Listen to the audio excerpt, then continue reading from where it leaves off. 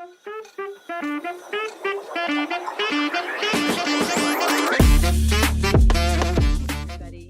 I'm Robin Bent, and tonight I'm going to talk to you a little bit about the ISEF committees and some of our forms. And so there are a few committees that are part of the Science Fair. These committees include the Scientific Review Committee and the Institutional Review Board. Next slide, please.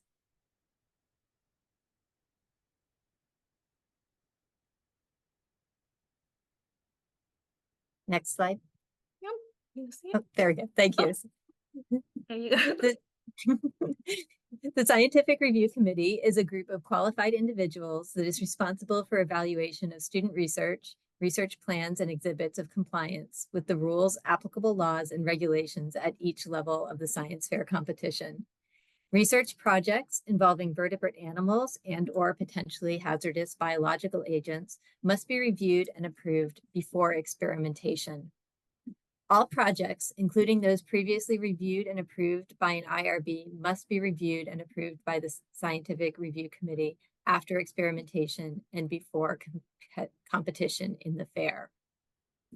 Projects which were conducted at a regulated research institution, industrial setting, or worksite other than home or school, and which are reviewed and approved by the proper institutional board before experimentation, must also be approved by the fair SRC. The SRC must consist of a minimum of 3 people, including a biomedical scientist, an educator, and at least 1 additional member. Because our science fair is relatively large, we have a much larger SRC, and that includes experts in many fields, including the biomedical sciences, but also computer science, engineering, physics, and others. And the SRC really examines projects for evidence of proper supervision. It reviews the completed forms, signature, research dates, and pre-approval dates when they're required. We review evidence of proper team composition. We review compliance with rules and laws governing human or research, animal research, and research involving the potentially hazardous biological agents or hazardous chemicals. We review compliance with the ISEF ethics statement.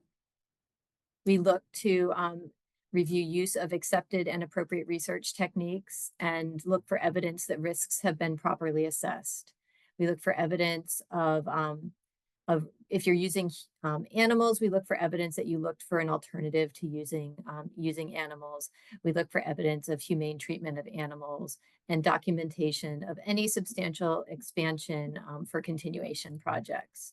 And finally, we look for evidence of appropriate literature search and attribution. The Institutional Review Board is a committee that is really outlined by federal regulations, and it must evaluate the potential physical or psychological risks of research involving humans. All proposed human research must be reviewed and approved by the IRB before experimentation begins. This includes review of any surveys or questionnaires to be used in a project.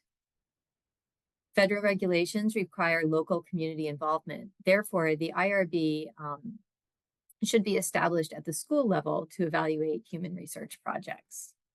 And the IRB must consist of a minimum of 3 members, including an educator, and that's a teacher who is not serving as the adult sponsor, a school administrator, and a medical or mental health professional.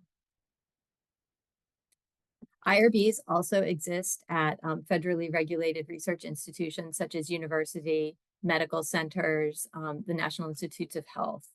These institutional IRBs must initially review and approve all proposed research conducted at their institution. The adult sponsor and the local IRB are responsible for ensuring that the project is appropriate for pre-college students and adheres to the ISEF rules. It's really the responsibility of the members of the IRB to thoroughly review the research plan and collectively decide whether to approve the project, request revisions to the methodology, require more oversight, such as requiring a qualified scientist, in order to reduce risk to participants and determine that the project is not appropriate for student research. An IRB documents the determination of risk level on human participant form 4, which we'll discuss in just a few minutes. In reviewing projects prior to the fair, if the SRC judges an IRB's decision as inappropriate, therefore placing human participants in jeopardy, they may override the IRB's decision and the project may not qualify for competition. So it really is advised if you're part of an IRB and you have any questions to consult with the local SRC in that case. Now I wanted to talk to you a little bit about forms. So next slide, please. You can see that I got the really exciting part of these talks. But for anyone who's participated in the fair, I'm sure you're aware of how frustrating the forms can be. And really, quite frankly, they're frustrating for us too. And so I'm hoping that this presentation will make them just a little bit easier.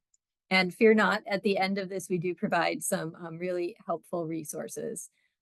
So let's start with the 4 forms that everyone must fill out. And these 4 forms include the checklist for adult sponsor, the student checklist, the approval form, and the research plan or project summary.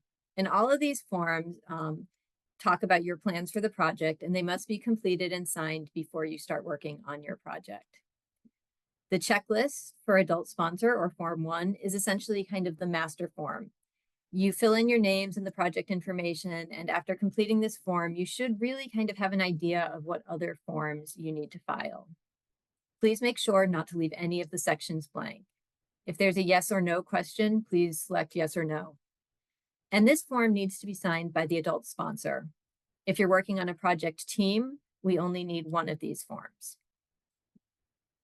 The student checklist, or Form 1A, is also an important form. This form is an information form in which you fill out your personal information about you and the members of your team. Even if you're in a team, we only need one of these forms.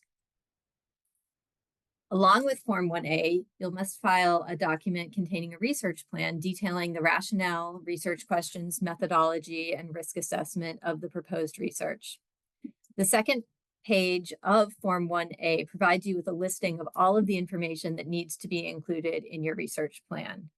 This form asks you about when you expect your experiment to start. Frequently, we see people put dates on the form that are before the date your adult sponsor signs Form 1. Please make sure not to do that. And now we're going to talk a little bit about Form 1B, the approval form. We need one of these forms for each member of your team because this form is specific to the student.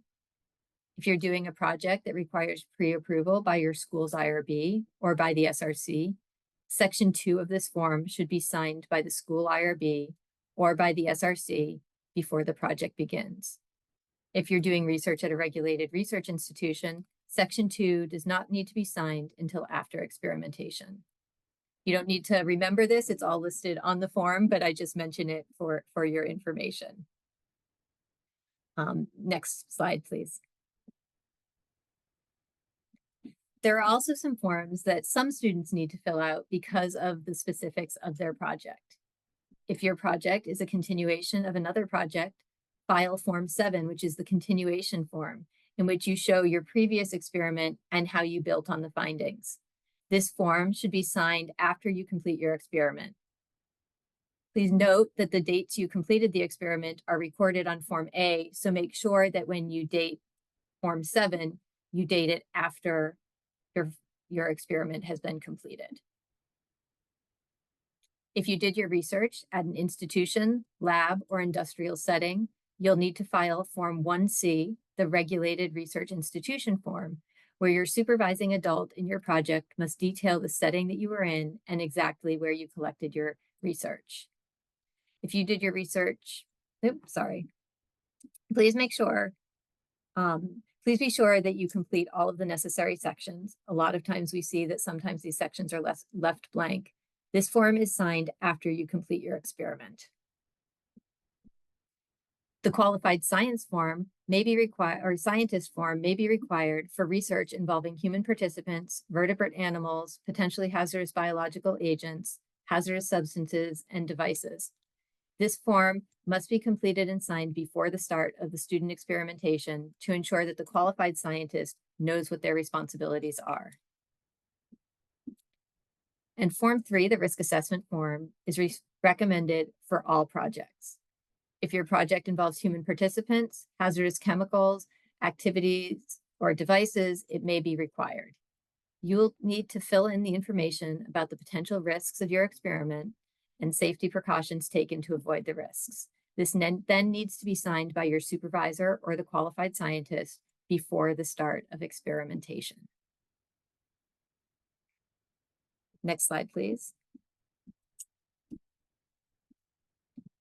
If you work with vertebrate animals, you'll need to file Form 5A if you worked with them at home, or Form 5B if experimentation happened at a regulated facility. Form 5A and 5B make sure that vertebrate animals were unharmed or were treated properly. Form 5A must be reviewed and signed by a veterinarian, the SRC, and the direct supervisor before experimentation begins. If your work with vertebrate animals took place at a regulated research institution, you'll be completing Form 5B, and that form needs to be signed after experimentation. You should also include a copy of the institution's animal certification, or IACUC. If your work includes work with potentially hazardous biologic agents, such as microorganisms, recombinant DNA, tissue cell lines, blood, or body fluids, it's important to complete Form 6A, the potentially hazardous biological risk assessment form. This form should be completed by the qualified scientist or direct supervisor in collaboration with the student researchers. All questions are applicable and must be answered. This form should be completed and signed by the SRC prior to experimentation. Form 6B, human and vertebrate animal tissue form, is required for research involving fresh or frozen tissue, including primary cell lines, human and other primates, established cell lines, tissue cultures, blood products, and body fluids. If the research involves living organisms, please ensure that the proper human or animal forms are completed. All projects using any tissues I just mentioned must also complete Form 6A. This form must be signed by a qualified scientist or direct supervisor prior to experimentation. And never fear, we're on the last form page. Next slide, please. And so now, as we reach the end of the forms, we're going to talk a little bit about the forms that are used for protection of human subjects. So human subjects participant form, or Form 4, is required for all research involving human participants not at a regulated research institution. If you're working at a regulated research institution, use the institutional approval forms from your institution for documentation of prior review or prior approval. IRB approval is required before start of experimentation. This includes before any recruitment or data collection. It's important to ensure that all of the questions on this form are completed. In addition, you will have the Human Informed Consent Form template. This template should be filled out so that it can be reviewed by your school's IRB. After you have IRB approval, any person you study will need to sign the informed consent document. If you're studying someone under 18 years of age, you will also need to have their parents sign the form. You should submit the approved form to Science Montgomery. You should not submit signed forms to Science Montgomery. If you are at a regulated research institution, please use the institutional approved forms for documentation. Next slide, please. And so now I want to talk a little bit about some examples of what we're talking about when we're talking about projects that involve human participants. And so these projects can include surveys, even something as simple as asking questions of friends, classmates, family members, etc., require IRB review and approval. If you want to use a commercially available product on yourself or on others in order to collect data, in order to analyze that data, such as data from pedometers, pulse oximeters, heart rate monitors, this also requires IRB review and approval. Testing of a student design or a student-designed or invention, prototype, computer application, or other student designed product on anyone other than yourself or on a single adult when testing requires an adult tester will also require IRB review and approval.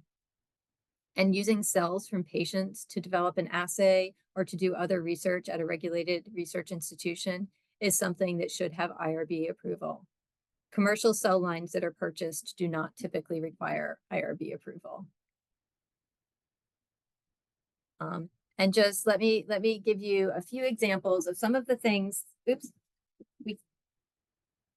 go back a little bit, please. Sorry. Thanks. I just wanted to give you a few examples of things that we've seen in the past where people didn't think that it would need IRB approval, but that it does. And the first one includes maybe testing a consumer product such as Dawn or Purell or some other soap to see what best removes grease, and then testing to see how much grease was left. And the student would do this only on themselves, but because it was testing a consumer product, it did require IRB approval. We had another group of people who used the commercial sensor to develop algorithms from the data, but they got the data by wearing the sensors themselves, and they so this was not a prototype or student invention, and so that required IRB approval as well. And so when in doubt, please reach out and make sure that something doesn't require IRB approval. Now let's move on to vertebrate animals. I'd also like to talk a little bit about projects with vertebrate animals. As we previously mentioned, research at a research institution requires an IACUC approval and completion of Form 5B. This includes any work done with cells or tissues from animals that were sacrificed to obtain the materials for the experiment, and any data analysis or manipulation of data collection from animals specifically for your project, such as laboratory data or behavioral studies. When you're doing an animal study at home, as previously mentioned, you must submit Form 5A and receive prior approval from Science Montgomery SRC. Any studies on vertebrate animals, including the family pet, require completion of this form and prior approval. And I just want to mention, we had one student who did a feeding study on her family dog or his family dog and tried 3 different types of food to see which food they liked the best. And because they were manipulating the dog's environment for the purposes of their experiment, that would have needed prior SRC approval. All right, next slide, please. And so now I'm going to touch just a little bit on our top 10 SRC problems. They include incomplete paperwork, including missing forms or signatures, bad dates, paperwork that's not signed with the appropriate order prior to the start of experimentation, not getting the paperwork in on time, missing human participant forms, not differentiating between a qualified scientist and a designated supervisor, inappropriate handling and safety precautions for the use of bacteria and molds, incomplete research plans, including insufficient bibliographies, failure to obtain the aforementioned SRC approval, not having prior paperwork for continuing projects, and junior projects and teachers not following the international rules. And I think I have one slide left, right?